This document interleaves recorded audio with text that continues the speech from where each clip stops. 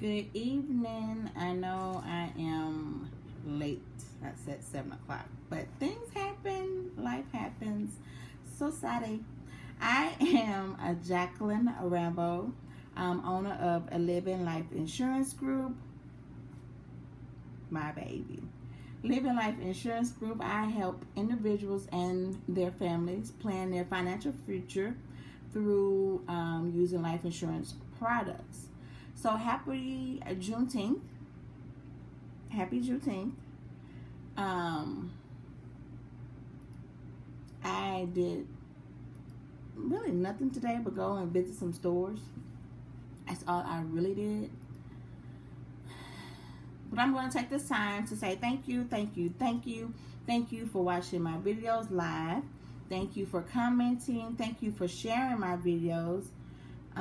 And thank you for following me on Facebook and Instagram. So I'm going to share my video out, and I'm going to ask you to share my video. You can also share on Instagram by clicking the share button and sharing it to a specific person if you would like. But tonight I did get some questions from some individuals, and I am going to be answering them live. You still have time to post your question, and I can answer it for you pertaining to life insurance. Let's see.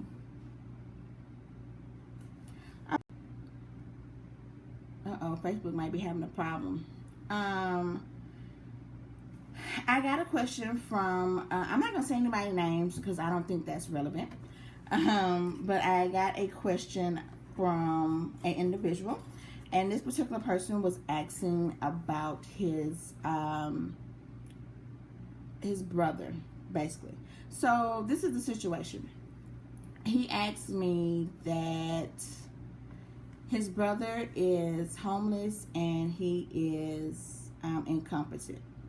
And so basically he wanted to put life insurance on his brother, of course, especially with the condition that he's in. You know, somebody needs to be looking out for him. The only issue with that is in the insurance industry, you have to show insurable interest.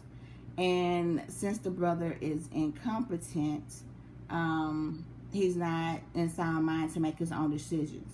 And so when you put insurance, life insurance on a person, that person has to know that you're putting life insurance on them, as well as they have to agree to you putting life insurance on them. So me as the insurance agent, I would have to talk to that person and let them know such and such is looking to purchase a policy on you for whatever amount, and is this okay with you? And that person would have to say yes or no.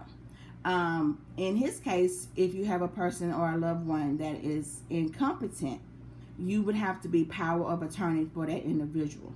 You would need the paperwork to show that you have power of attorney to make decisions for that person in order to put life insurance on them. Now, I know years ago you could put life insurance on anybody without them knowing. But, you know, of course, people started doing treacherous things to people to try to collect on the insurance. So now, as an agent, we have to make sure that whoever is getting the insurance, and if you're getting insurance on someone else, that person must know. That's the state law. Don't let nobody ever tell y'all any different, trying to get you to be paying a premium and all that other stuff, because when something happens to that person and you cash in on a policy, there are things that you have to do to prove that, you know, you're the owner, you've been paying on the policy, and all that stuff. So don't let nobody fool you. Okay, so the second question I got was about suicide. If you have a life insurance policy and your loved one commits suicide, like what does the insurance, do? So there is a incontestable period, which is a 2-year period, where if you commit suicide within those 2 years, the insurance company does not have to pay. They will give you the money back that you have paid into the premium. They will refund you your money that you have already paid into the premium. But let's just say you had $50,000 life insurance policy on a person. They commit suicide, and you are only a year in the policy, they will give you back whatever you paid for that full year. But they will not honor the $50,000 because it hasn't been more than 2 years yet, and that's the incontestable period of a life insurance policy. The third question I got was, and if you have questions, go ahead and post them. I will answer your question live. The third question I got was about last night. If you didn't watch my video last night, you should go back and watch it. I did a video about accidental death and dismemberment. So the person asked me basically what is considered accidental death. And so if you remember from last night, I told you dismemberment, you had to lose vision in both eyes, or you had to lose both hands to be considered dismemberment at the same time. Okay? So accidental death would be a slip and fall that leads to death. A car accident, of course, because it's an accident. That would consider as accidental death. Now, the only thing is, if your profession is like a race car driver, or something that has to do with driving fast cars, that would knock you out the box. Like, that wouldn't be accident because that's your profession. Okay? So the next thing would be an unnatural death. People go sleep and don't wake up. Unnatural death and poisoning. Poisoning for some reason. Somebody poison you, or you get accidentally poisoned, or you have alcohol poisoning, stuff like that. That could be considered a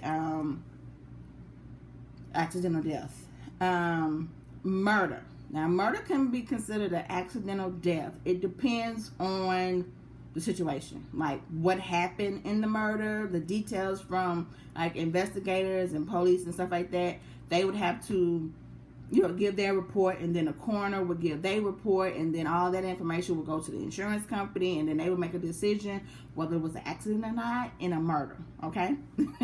So there are like things you need to know when you're doing these life insurance policies, and that's why I'm here. That's why I do this.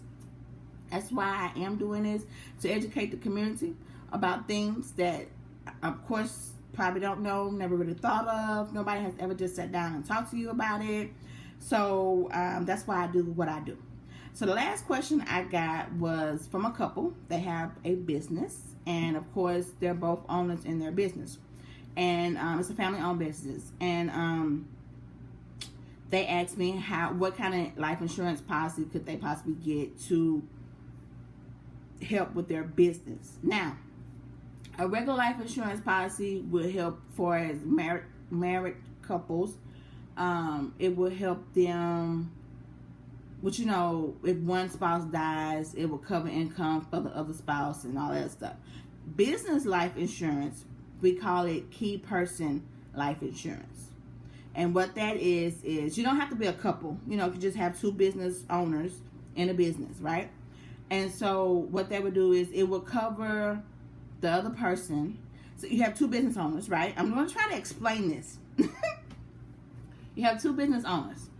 Both of you contribute, different things in the business to make the business run, right? So let's just say you have one person that's in charge of marketing.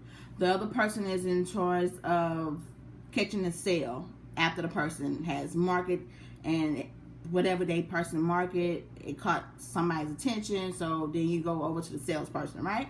So let's just say something happens to the marketing person. He gets sick and can no longer work. He dies. Just anything happens to the person that's in charge of marketing. Well, the salesperson will still be able to bring in money into the business, but he's going to be missing some money because the marketing person is not there. So the key person insurance can cover the income that the marketing person was bringing into the business. I hope that makes sense. But that is insurance that you can have as business owners. It's called key person insurance. So those are the questions that I have. I'm going to be doing this question and answer series once a month. But of course, if anything comes up, you can always contact me through my link, which is in my profile. You can set an appointment to talk to me about your specific case, and we can go from there. You can always, DM me and ask me a general question. But, if you want to go into like something deep, it must be an appointment. If you are married, your spouse has to be present during the call for if you set an appointment with me. I have had some people set an appointment and did not tell their spouse, and I cannot do that, especially if you're looking to get insurance on the spouse, because the spouse must know. Okay.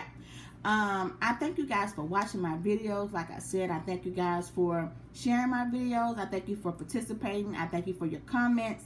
I just really, really thank you for all the support that you guys show me here on Facebook and on Instagram.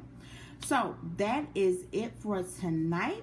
I might be back tomorrow. I might not. But I want to say this. Happy Father's Day to all the fathers, especially the ones that take care of their children.